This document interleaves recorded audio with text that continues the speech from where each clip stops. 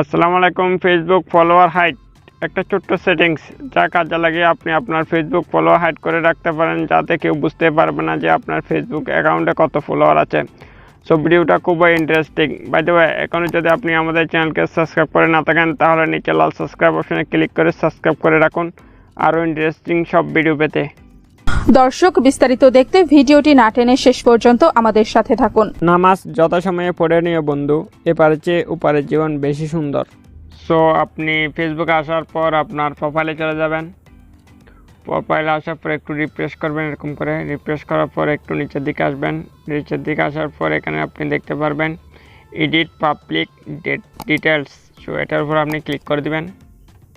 এটার উপর ক্লিক করে দিলেই একদম আপনি নিচের দিকে আসবেন। নিচের দিকে আসার পর এখানে এই যে ফলোয়ারের যে অপশনের ইয়েটা দেখতে পাচ্ছেন, এখানে আবার এডিট নামে একটা অপশন রয়েছে, এটার উপর আপনি ক্লিক করে দিবেন।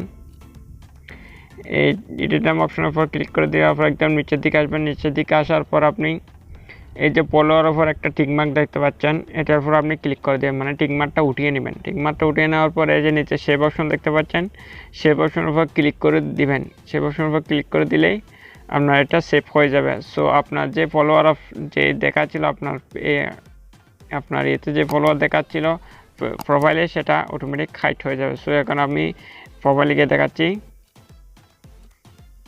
সো প্রোফাইল আসার পর আবার আমি রিফ্রেশ দিলাম। রিফ্রেশ দেওয়ার পর একটু নিচের দিকে আসলে দেখতে পারবেন এখানে কোনো ফলোয়ারের কোনো অপশন নেই। মানে অনেকেই আপনার ফ্রেন্ড যারা আছে তারা বলবে যে আপনার অ্যাকাউন্টে কোনো ফলোয়ার অপশন চালু নাই।